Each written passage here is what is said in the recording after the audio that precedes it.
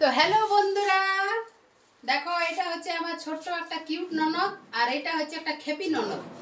তো ওকে তো আগে সাজিয়েছি, তোমরা দেখেছো, আর একে ফার্স্ট টাইম আমি সাজালাম। তো তোমরা একটু বলবে কেমন করে, সরি তোমরা একটু কমেন্ট করে বলবে কেমন হয়েছে।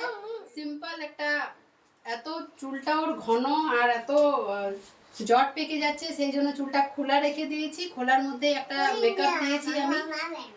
এটাকে কি মেকআপ বলবে, এটাকে রিসেপশনও বলতে পারো, আবার ব্রাইডও দিতে পারো, আবার একটা পার্টি মেকআপও দিতে পারো তোমরা।